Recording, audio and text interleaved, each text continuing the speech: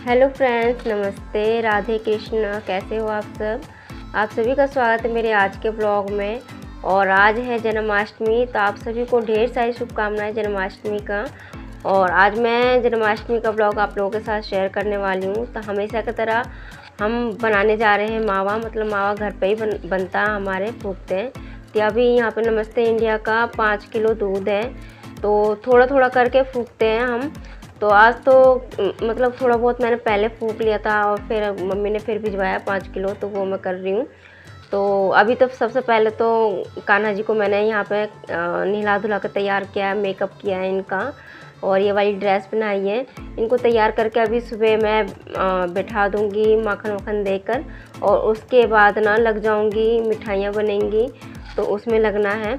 तो मैंने जो मेकअप किया है ना कान्हा जी का, तो वो मैंने शेयर नहीं किया आप लोगों के साथ, क्योंकि अभी मैं पहली बार ट्राई कर रही थी आइस मेकअप करने के लिए। तो मैंने सोचा पता नहीं मतलब ठीक बनेगा या नहीं, इसी वजह से मैंने शेयर नहीं किए। अगर आप लोग कहेंगे तो आगे जो भी मैं मतलब कान्हा जी का मेकअप करूँगी तो आपके साथ ज़रूर शेयर करूँगी, ठीक है। तो अभी फ़िलहाल मैं अपने कान्हा जी को तैयार करके लड्डू गोपाल को बैठा देती हूँ, और इनके जन्मदिन की तैयारी में लग जाते हैं हम। अभी इनके लिए मिठाई का भोग बनाना है बहुत सारा, तो हमारे यहाँ हर साल बनता है, तो इसी बहाने बन भी जाता है। तो यहाँ पे मम्मी मावा फूक रही थी और इधर परी बहुत ज़्यादा परेशान हो रही थी, और इसने ना इस बार ना बहुत परेशान कर दिया। मिठाई बनाते समय हम बहुत ज़्यादा परेशान हो गए थे। हाँ, कैमरा देखती नहीं है कि हेलो बाय करना लगती है। और मतलब इसके कहने का मतलब ये है हेलो फ्रेंड्स, तो ये इसे बोलना नहीं आता है, तो हेलो बाय बोलती है। और यहाँ पे हम इसे यहाँ से दूर रखना चाह रहे थे, क्योंकि चूल्हा रखा है नीचे ही, मावा ढेर सारा था, तो मम्मी को बैठ के ही आसानी रहती है फूकने में। और यहाँ पे कागजी बादाम लेकर आई थी मम्मी, हालांकि ला के तो दिए थे मुझे पहले ही, पर मुझे टाइम मिला ही नहीं, तो इसी वजह से ना सारा काम आज ही करना है। तो यहाँ पे मैंने बादाम मतलब सिलबट्टे पे फोड़ फोड़ के बादाम इसके अंदर से निकाले हैं। और परी इतना परेशान कर रही थी, इतना तंग कर रही थी ना, कि हम बहुत ज़्यादा दुखी हो गए थे इससे, और इसे बार बार हटा रहे थे, लेकिन ये मान नहीं रही थी बिल्कुल भी, आकर बार बार परेशान कर रही थी। और सबसे ज़्यादा तो खतरा हमारे चूल्हा जो नीचे रखा था ना, कढ़ाई, उसका था, लेकिन बहुत ज़्यादा ध्यान रखना पड़ रहा था।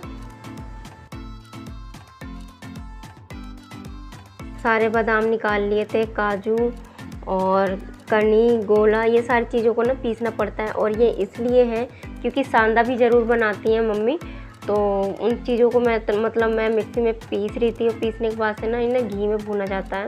तो फ़िलहाल मैं सारे सामान को भून लेती हूँ, और यहाँ पे देखिए सारे भून लेती कह रही सॉरी मैं पीस लेती हूँ, बहुत जुबान फिसलने लग गई है। और इधर मम्मी ना मावा फूकने के बाद से मम्मी लग गई थी मखाने तलने में, मखाने तल रही थी।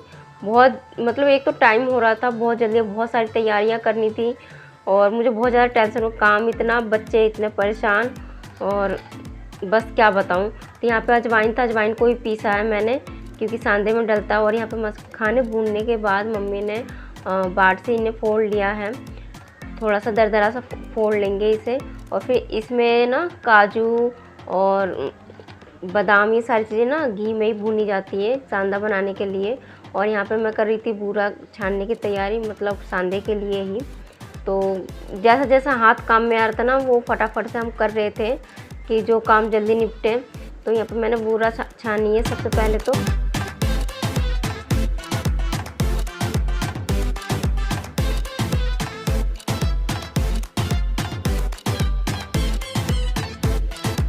कढ़ाई खाली होने के बाद फिर इधर रख दिया था मम्मी ने बूरे क्या कहते हैं, चाशनी बनने के लिए, क्योंकि हम बना रहे थे काजू की बर्फ़ी होती है, वो बना रही थी।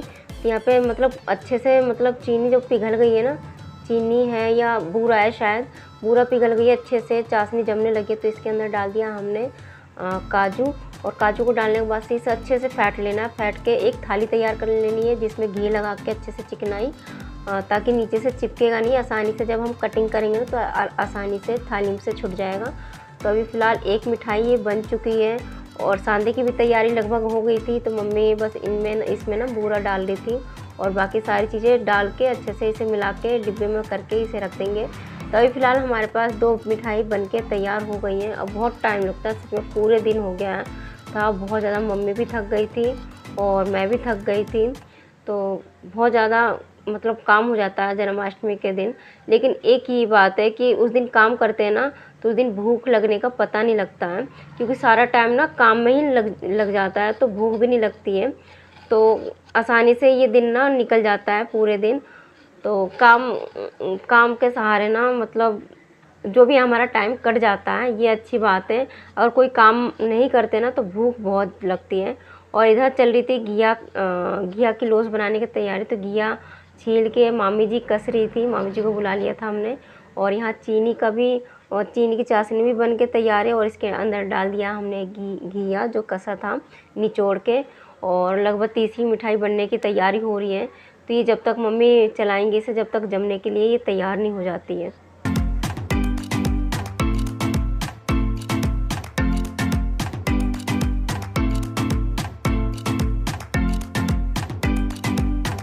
अब बारी आ जाती है रसगुल्ले बनने के लिए।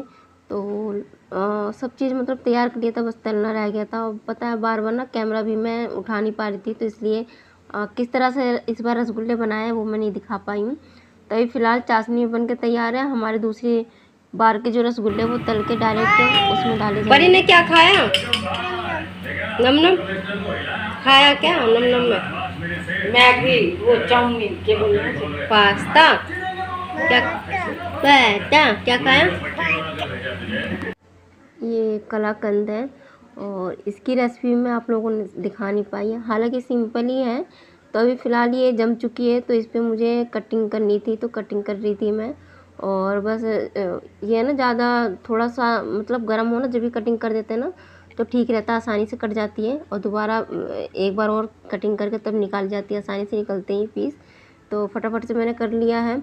और इसे ही करते करते ना हमें बहुत कम से कम 7 बज चुके थे मिठाइयाँ बनाते बनाते ही।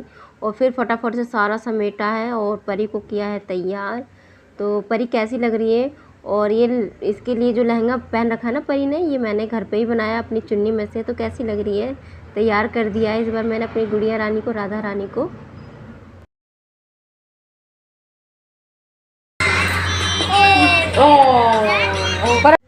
बड़ी मुश्किल से तैयार किया है। बड़ी मुश्किल से इन्हें जो भी सामान पहन रखा है तो अपने ऊपर रखा है, नहीं तो निकाल कर फेंक रही थी।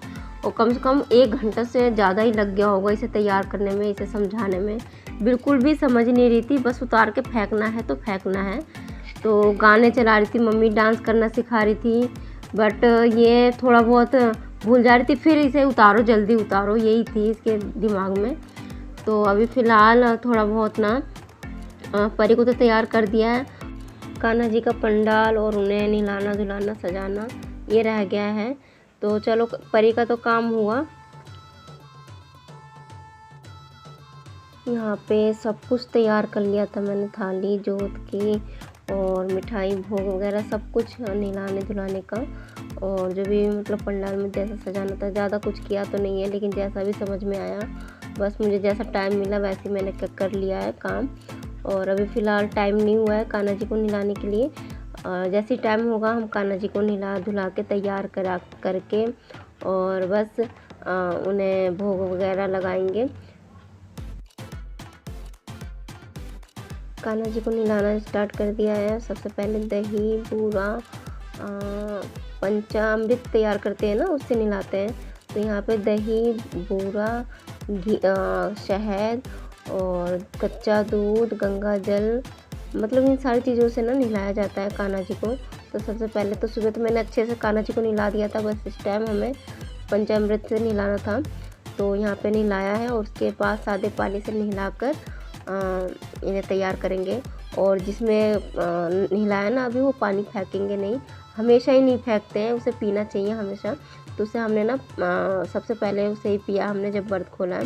और यहाँ पे हमारे लड्डू गोपाल तैयार हो चुके हैं, कैसे लग रहे हैं कमेंट करें। और यही थी मेरी आज की वीडियो, अच्छी लगे तो लाइक शेयर सब्सक्राइब ज़रूर करना। और आगे का जो पार्ट है मैं अगली वीडियो में डालूँगी।